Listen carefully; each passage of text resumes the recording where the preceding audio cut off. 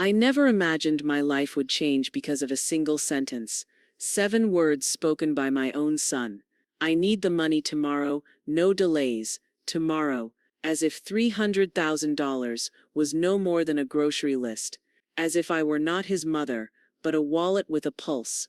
He dropped the folder in front of me, his wife's supposed debt, medical bills, business losses, credit cards, loans, so much paper it looked like a small funeral for numbers. I remember looking up at him, searching his face for something familiar. The boy who used to bring me dandelions. The teenager who used to hug me just because. The man who once promised he'd never take advantage of me. But the face staring back was a stranger wearing my son's eyes. Don't make this difficult, Mom. You owe us this. Owe them. Owe them. For what? For raising him alone after his father died? For working double shifts so he could go to the school he wanted? For every birthday, every scraped knee, every tear, every sacrifice. But I didn't say any of that. I didn't argue. I didn't cry. I simply said one word. The last word he would hear from me for a very, very long time. Okay. He thought I meant okay. I'll pay. But that wasn't what I meant at all. Because deep in my chest, something shifted. Not anger. Not fear. Something colder. Something older. The kind of clarity only a woman over 50 truly understands, the moment you realize that if you don't protect yourself, no one else will. Hours later, while he and his wife celebrated the money they thought they were about to get, I was boarding a flight. No explanations. No warnings. Not even a goodbye. And when they came to my house the next morning, ready to grab the cash they believed they deserved, they didn't find me. They found a locked door. And an envelope. And when they opened it, they started screaming. This is the story of what I discovered. Why I vanished, and the truth that tore my family apart. The demand didn't come during an argument, or a moment of desperation, or even with an ounce of shame. It came on a quiet Tuesday afternoon. I was in my kitchen slicing apples, humming to myself, enjoying the kind of peace you value more as you get older, the kind of peace you earn. And then I heard the front door slam, hard enough to rattle the hanging picture frames. My son walked in with his jaw clenched, a stack of papers under his arm, and the heavy footsteps of a man who believes the world owes him a shortcut. His wife trailed behind him, eyes swollen, mascara smudged, looking everywhere but at me. I wiped my hands on a towel. I smiled. I said, "Oh, I didn't know you two were coming by." But he didn't smile back. He didn't greet me. He didn't even sit down. He dropped the papers on the table like he was setting down evidence in a courtroom. "Mom, we need your help. We need it now." His voice wasn't trembling. His hands weren't shaking. There was no vulnerability, just expectation. Entitlement. He pushed the folder toward me. "It's 300,000. It has to be paid by tomorrow. No delays. Tomorrow. No delays." Like I was an ATM with flexible hours. I opened the folder. Page after page. Numbers bleeding into each other. Debt. Debt. More debt. Medical bills I'd never heard about. Business expenses that made no sense. Loans taken out in rapid succession. I looked at his wife. Her hands were clasped so tight in her lap. Her knuckles were white. She kept biting her lip as if trying to hide something, or hold something back. "Why didn't you tell me sooner? $300,000 doesn't just appear overnight." My son scoffed. "I didn't want to stress you. And honestly, Mom, this is the least you can do for us. After everything we've done for you, everything they've done for me." That sentence hit me harder than the amount he tossed at my feet. They lived in the home I bought them when they were newlyweds, rent-free. I paid for their fertility treatments when they were trying for a baby. I babysat every weekend so they could have their freedom. I loaned them money, more than once, but suddenly, I owed them. He leaned closer. "Don't make this difficult. You have the retirement account. You have savings. Just fix this." "Please" was forced, a formality, a word chosen for tone, not sincerity. And then he added, Under his breath, "You're old, Mom. What else are you going to do with the money?" That was the moment something inside me cracked. Not loudly, not dramatically, but quietly, like an old piece of wood finally giving in after years of pressure. His wife finally spoke, barely a whisper. "If you don't help, they'll come after us." Her eyes lifted to mine, and for the first time I saw it. Fear, real fear, not of losing money, not of losing comfort, but of losing something far darker. Something, or someone, was behind this debt. But before I could ask, "Just sign the transfer." Today, he wasn't asking, he wasn't pleading, he was commanding. And I realized this wasn't about debt, this wasn't about helping family, this was about control, about seeing me not as a mother, but as a resource. I closed the folder slowly, deliberately. I looked him in the eyes, and I said the same word I said earlier. "Okay." Not because I agreed, but because I needed time, because something about this debt smelled rotten, and because I knew in that moment my son no longer saw the woman who raised him, only the money he believed he deserved. My son always thought I lived a simple life. A retired grandmother, a woman who cooked too much food, saved every receipt, and watched documentaries on weekends. And maybe that's partly true. But what he forgot is who I was before motherhood swallowed my name. I wasn't just mom. I wasn't just grandma. For 38 years I worked as a senior forensic accountant, the person companies called when money went missing, when someone was lying, when numbers told a story people wished would stay buried. I've traced embezzlement cases across 3 countries. I've exposed CEOs who hid millions behind shell companies. I've testified in courtrooms where people swore under oath they had no idea where the money went. But I always found it. Every dollar, every lie, every trail. And yet, my son never bothered to remember that. So after he left, after that cold demand still hung in the air like a bad smell, I sat at my dining table, put on my reading glasses, and began doing what I'd done my entire career. I examined the truth, line by line, loan by loan, signature by signature. It didn't take long. The inconsistencies practically screamed at me. Documents dated on holidays when banks weren't even open. Interest rates that didn't match the lender's policies. Repayment schedules that made no mathematical sense. And then there were the signatures. Oh, the signatures. Her name, the daughter-in-law he blamed, signed in 2 different handwriting styles, on the same day. Sloppy, careless, desperate. Someone wasn't just hiding debt, someone was fabricating it. And then I saw something that made my stomach drop. A loan application with my son's handwriting disguised, but not well enough to fool a mother, or a professional. He didn't come to me because he needed help. He came to me because he needed cover. Because if this debt wasn't paid by tomorrow, it wouldn't be his wife facing consequences. It would be him. And suddenly, everything about his rushed demand made sense. His anger, his urgency, his entitlement. He wasn't trying to save her. He was trying to save himself. And as I stared at those papers, this web of lies, carelessness, and deceit, a cold certainty settled in my chest. My son, my only child, was hiding something far bigger than debt, and I was the only one who could uncover the truth. You would think the forged documents were enough. You would think discovering my son's lies, laid out in sloppy ink and fake signatures, would break me. But that wasn't the final straw. The final straw came the next morning. I woke up early like I always do, made myself tea, opened the curtains, tried to steady my breathing after a night spent replaying every moment of my son's childhood, asking myself where things went wrong. Then my phone buzzed. A message from him, not "good morning," not "Mom, can we talk," not "I'm sorry," but a list. A list of my own assets, typed out bullet point by bullet point, like a man preparing an auction inventory.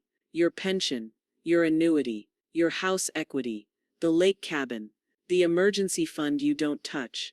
And then the final line, "You can liquidate all of this." Should give us more than enough. More than enough. Not for survival. Not for a medical crisis. Not for anything noble or necessary. But for a mess he created. A mess he forged. A mess he expected me to erase without hesitation. It wasn't a request. It wasn't even a demand. It was an instruction. And that was the moment. Something inside me went quiet. A silence deeper than anger. Deeper than disappointment. Deeper than heartbreak. A silence women my age understand too well. The silence that comes when your heart finally stops making excuses for someone you love.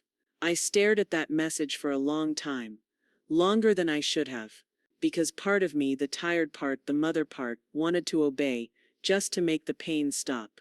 But then, I scrolled down. There was another message. A voice note from my daughter-in-law. Her voice was shaky, terrified, as if she was speaking from a locked bathroom. Please don't send money. I never asked for any of this. I didn't know he was going to involve you. Please, don't come here. Don't call. I can't talk. Just take care of yourself. My hands froze. Her fear wasn't the fear of someone drowning in debt. It was the fear of someone trapped, controlled, threatened, and I realized something horrifying. This wasn't just about money. My son wasn't trying to save his wife. He was using her as a shield, a story, a distraction. He wasn't desperate. He was manipulating. And even worse, he was capable of harming her to protect himself. My heart pounded, not from fear, but from clarity. This was no longer about being taken advantage of. This was no longer about financial betrayal. This was about survival. Hers and mine. Because if he could lie so easily, forge documents so confidently, demand money so coldly, what else was he capable of? And then the final blow came. The moment that sealed my decision. He called me. His voice, sharp, impatient, irritated. I hope you're not thinking. Just do it. Transfer everything today. Or we're all finished. We're all finished. He said it like a threat, like a warning, like a promise. And for the first time, I believed him. That call, that tone, that final insult, that was my breaking point. The moment I understood that if I didn't disappear, if I didn't protect myself, if I didn't act quickly and quietly, I would lose everything. Not just my money, my safety, my dignity, my future. So I made a decision. A decision that would change everything. A decision that would make him scream the next morning. The decision to vanish. When I decided to disappear, it wasn't impulsive. It wasn't a dramatic escape. It was strategic. The same way I approached every financial crime scene I ever unraveled. Before leaving, I needed answers. Real answers. Because forged signatures and sloppy documents were one thing, but my daughter-in-law's voice, trembling, terrified, breaking in the middle of sentences, that was something else. So while the house was still dark, just before dawn, I spread every document across my living room floor. I went back to the beginning. Every loan, every date, every number my son and his wife supposedly owed. And that's when the cracks turned into fault lines. Debt like this doesn't just happen. Debt like this has a source, a predator, someone who wants to be hidden. So I started where every seasoned investigator does, follow the lender. Except, there was no lender, not a real one. I traced the names through national databases. No licensing records, no tax IDs, not even a website. The so-called lender didn't exist in any legitimate financial network. But the payments made to this fake lender, those were real, and they led somewhere, to a bank. A small regional bank 2 towns away, with a quiet history of suspicious transfers. I logged into an old industry database, a tool I technically shouldn't have access to anymore, but age has its privileges, and connections don't disappear. The moment I typed in the bank's identification number, my stomach tightened. This bank serviced accounts linked to shell companies tied to organized fraud rings, and one of the accounts receiving payments from my son's debt, it was flagged 5 years ago for laundering money for a man known only by a nickname, the Broker. A man investigators could never pin down. A man who specialized in creating fake loans to trap desperate people, then collecting, violently, when the borrowers failed to pay. A man who never used his real name. A man whose victims often disappeared. The fake debt wasn't just sloppy paperwork, it was bait. A setup. A trap my son walked into, or perhaps willingly approached thinking he could outsmart a predator. But the worst part. The account connected to the broker showed 3 recent deposits: $18,000, $25,000, $9,500, amounts my son had wired. Amounts I knew he couldn't possibly afford. He'd already paid them. He'd already fed the monster. And yet, the balance still showed $300,000 due immediately. This wasn't a debt. It was extortion. It was blackmail with paperwork. I kept digging. Every shell company tied to those accounts led back to one address: a high-rise business front, the kind shady operators use when they want to look legitimate. But what chilled me most was discovering that my son wasn't the first in the family to interact with this organization. There was another file. A smaller transfer, from years ago. My late husband's name, $12,000, transferred to the same network, 6 months before he suddenly fell ill. My breath left my body. He'd gone to them? For what? A loan? A business investment? A mistake? And was his death really natural? The coroner said heart failure. But heart failure can be coaxed, encouraged, forced. I knew right then, this wasn't about my son's irresponsibility. This was generational. A cycle of quiet desperation and hidden threats. And my son, foolish, reckless, scared, was tangled deeper than he understood. But there was one more revelation. One loan document contained handwriting that didn't belong to my son, and didn't belong to his wife. A different signature. A name I recognized instantly. My son's father's younger brother. My brother-in-law. A man who'd vanished from our lives 2 decades earlier, after getting involved in business deals he never explained. My son wasn't just in debt. He'd inherited someone else's enemy, an enemy tied to our family long before he was even born. And if this broker wanted his money, he wasn't just going to come for my son, he was going to come for all of us. That was the moment I knew disappearing wasn't just smart. It was necessary, because the truth wasn't just ugly, it was dangerous. And now that I understood the real debt, I also understood something else. My son didn't ask me for help. He asked me to save him from a man who doesn't forgive, and never forgets. I sat in my living room long after the shouting had faded, and the front door slammed behind my daughter. The lights were off. The house was quiet, and for the first time in years I could actually hear myself think. My hands were still trembling, not from fear, but from clarity. Because in that silence, something inside me finally snapped into place. A truth I had been avoiding for far too long. If I stayed, they would destroy me. I had spent years explaining myself, apologizing, bending, shrinking, and paying for problems I did not create. I had covered for them, protected them, forgiven them, and prayed that one day they would understand my heart. But that day never came. That night, as the moonlight slipped through the curtains, I realized something painful but necessary. Love should not cost your peace. Love should not feel like debt. And motherhood is not servanthood. I stood up slowly, walked to my bedroom, and opened my closet. For the first time in my entire life, I wasn't packing for someone else. Not for my daughter. Not for my grandchildren. Not for anyone's emergency, wedding, crisis, or chaos. I was packing for me. I folded 2 dresses, put in a sweater, tucked in my documents, and zipped the small suitcase shut.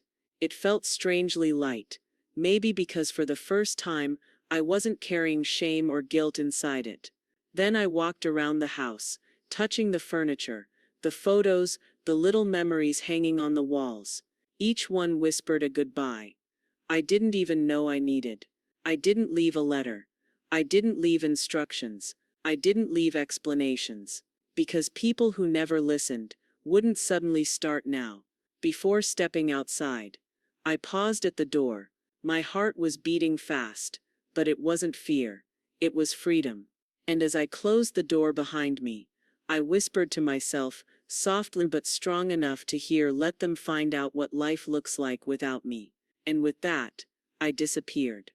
I wish I could tell you that my disappearance was dramatic, that I sped off into the night with tires screeching or slammed the door with some triumphant flair. But no, my vanishing was quiet, soft, almost gentle, like a woman who had finally made peace with herself. I walked to the bus stop just before sunrise, my small suitcase rolling behind me on the uneven pavement. The air was cold enough to bite, but it felt refreshing, like the world was washing something off me. For once, I didn't feel the weight of my phone buzzing with demands. No, Mom, I need money. No, you're the only one who can fix this. No guilt disguised as love, just silence. When the bus arrived, I climbed on and chose a seat by the window. The city I had lived in for decades slowly drifted away behind me, streetlights fading into the distance, old memories dissolving into the morning fog. I didn't cry. I thought I would. But my heart wasn't breaking, it was unwinding. As the bus moved, I powered off my phone. Not airplane mode, not silent. Power, off. A small act, but in that moment it felt like cutting a chain. I traveled to a small coastal town 2 hours away.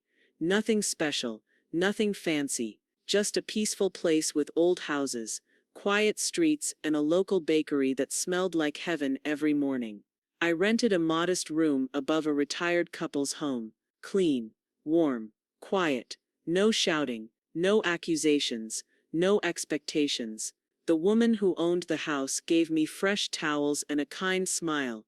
It had been so long since someone looked at me without suspicion or judgment that I almost forgot what simple kindness felt like. That first night in the new room, I sat on the bed and listened to the ocean outside my window. The waves rolled in and out like a lullaby, steady and calm, and it hit me. For the first time in years, no one knew where I was. No one could demand anything. No one could drain me, shame me, or use me. I was invisible. But not the painful kind of invisible. The peaceful kind. The kind where no one is watching, no one is blaming, and no one is keeping score.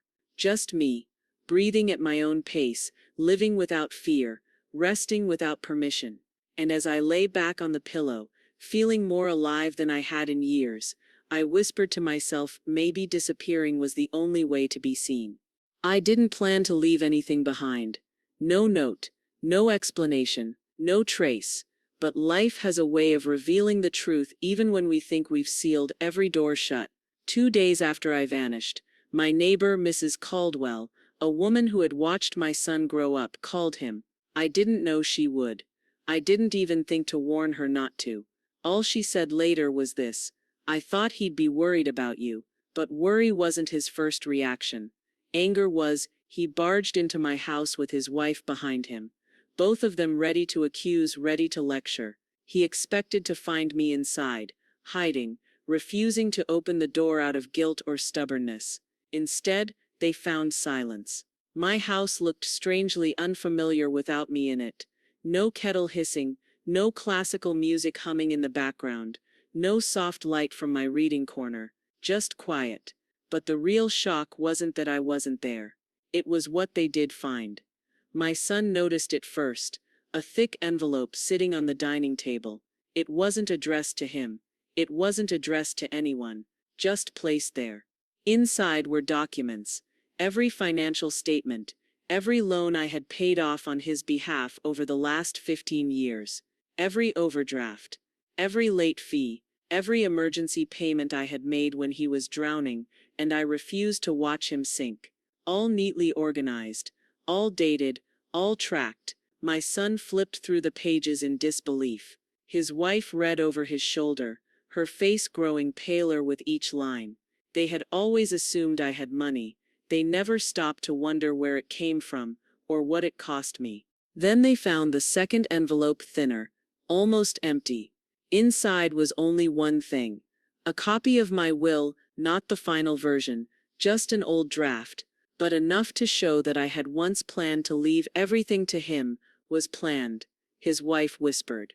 She saw the crossed-out sections. She saw the removed names. In that moment it hit them. This wasn't just a disappearance, this was a boundary. She opened the kitchen drawer and found all the checkbooks I had stopped using, the cards I had canceled, the notebooks full of financial planning I had once built around their needs. Not mine. Never mine. And then, they found the third envelope, sealed, not labeled. Inside was a photograph, one I had forgotten I even still had, of my son at age 8, sitting on my lap smiling like the world was ours. On the back, in faded ink, I had written, "I hope one day you find your way back to the boy who loved me."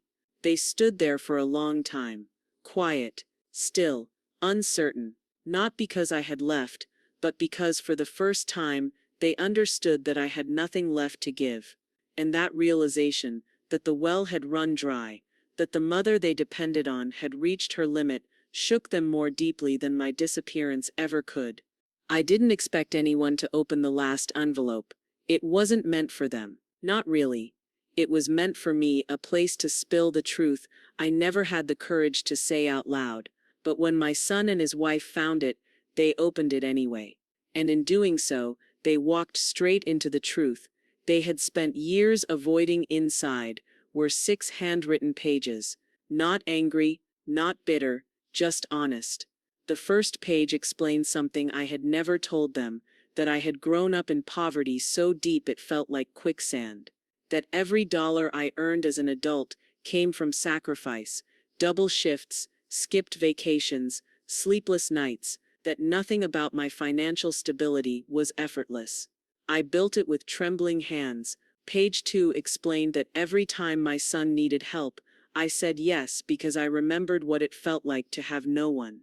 But each yes chipped away at a part of me, piece by piece, until I barely recognized myself. Page 3.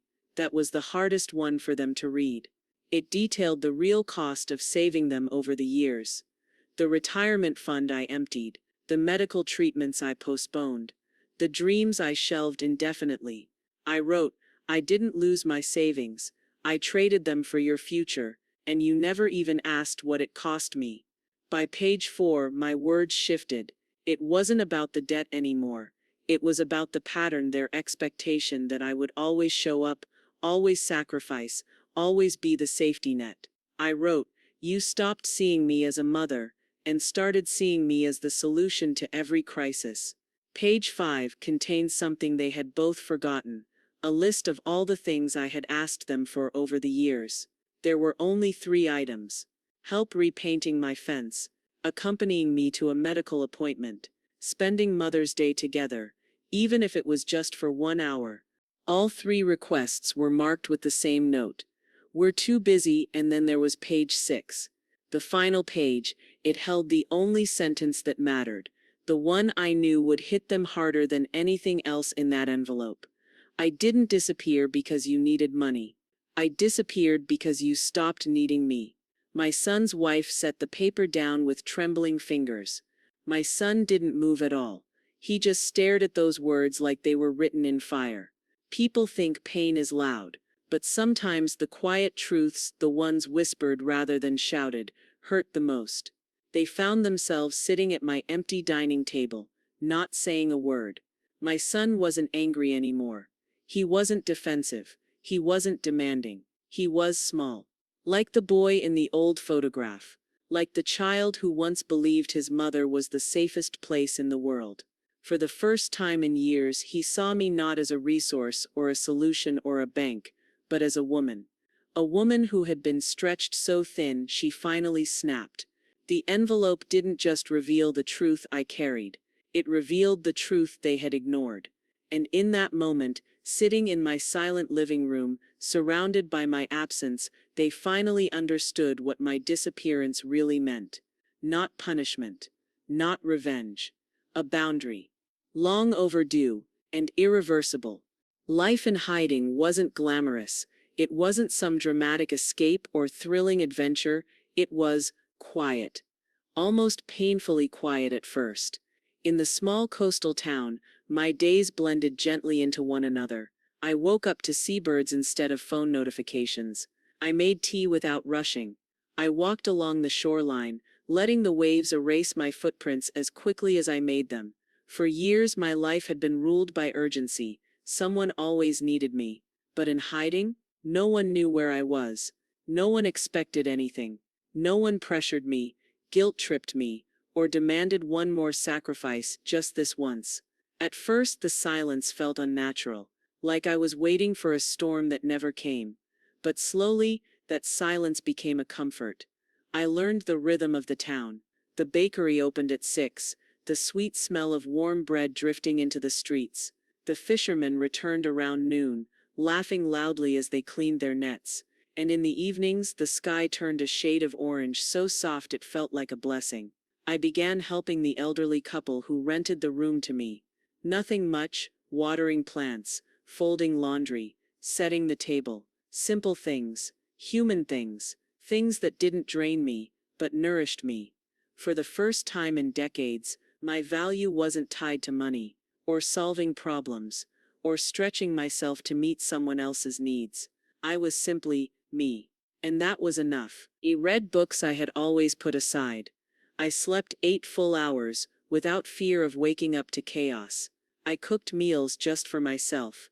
Tiny plates of joy without anyone criticizing how I seasoned them, or claiming half before I could take a bite.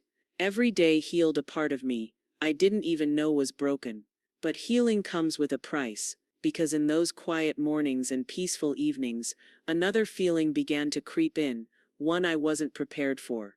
Guilt, not for leaving, but for the life I had begun to build without them. A life of peace, a life of boundaries, a life where I didn't have to sacrifice every piece of myself to keep someone else afloat. And as days turned to weeks, and weeks drifted into months, I realized something powerful: I wasn't in hiding anymore. I was finally living. Not for them. Not for approval. Not to fix anyone. For me. And that realization terrified me more than disappearing ever did, because it meant I could never go back to the woman I used to be. I wasn't there to witness my son's downfall. I only learned about it much later, through a letter he sent to the small town where I had vanished. But people around him told the story the same way. When I disappeared, something in him cracked. For the first time in his adult life, he had no safety net. No mother to clean up the mess. No quiet forgiveness waiting at the other end of the phone. His marriage began to strain under the weight of truth. His wife, now exposed for hiding the true nature of her debt, became desperate and defensive. Their arguments spilled into the open. He lost focus at work. He stopped sleeping. Friends said he walked around like a man haunted, not by my disappearance, but by the realization of who he had become. And slowly, painfully, his world began to collapse. But collapse is sometimes the only way a person can rebuild. When he hit his lowest point, when the job threatened suspension, when his wife temporarily moved out, when he could no longer pretend everything was my fault, he did something he had never done before. He looked inward. He spoke to a therapist. He joined a financial counseling group. He apologized quietly, without excuses, to the people he had hurt, including his wife. And then he made the decision that showed me he had truly changed. He took responsibility for the debt. Every cent, every consequence, every lesson. No more running. No more leaning on me. No more expecting someone else to fix his life. People around him said he matured in months more than he had in decades. And though I did not witness it myself, I felt it in the tone of the letter he eventually sent me.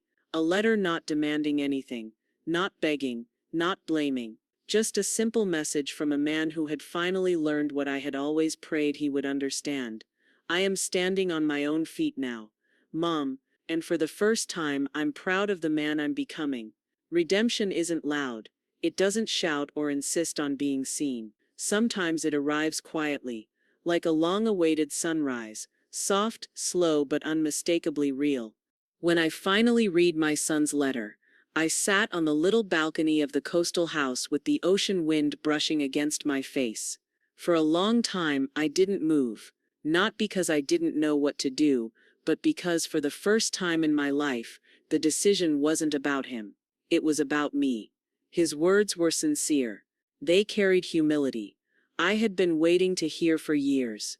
He wasn't the boy who blamed me anymore, nor the man who expected me to rescue him. He was someone rebuilding himself, brick by honest brick. And as I held that letter, I realized something heartbreaking and freeing at the same time. I could forgive him, but I didn't have to return to the life that broke me. Forgiveness and returning are not the same thing. So my final decision was simple, quiet, and deeply mine. I chose peace.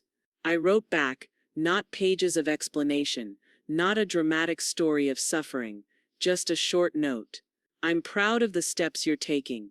I love you, but I'm not coming back. We will rebuild our relationship slowly, from a distance in a way that doesn't cost either of us everything. I mailed the letter without shaking hands. There was no fear, no guilt, no second guessing. I wasn't disappearing anymore. I was setting boundaries, healthy, firm, loving boundaries that I should have set years ago. My son's downfall had changed him. My disappearance had changed me. And now, for the first time in our lives, we had a chance to meet each other as two whole people, not rescuer and dependent, but mother and son, with space to breathe. As I walked back to the house, the sunset painted the sky a soft gold, and I knew with absolute certainty, choosing myself wasn't abandonment. It was survival. And finally, it was enough. Looking back on everything, my disappearance was never about revenge. It was about reclaiming the pieces of myself I had given away for too long. It was about choosing peace over chaos, boundaries over exhaustion, and self-respect over obligation. And if you're a woman watching this, especially if you're over 50, I want you to hear me clearly. You are allowed to choose yourself. You are allowed to stop carrying what was never yours. And you are allowed to walk away from people who only love you for what you provide, not who you are. My story isn't just about a mother and a son. It's about how easy it is for women, mothers, grandmothers, caregivers, to disappear in plain sight until they're nothing more than a free safety net for everyone else. But your worth, your value, your life, they belong to you.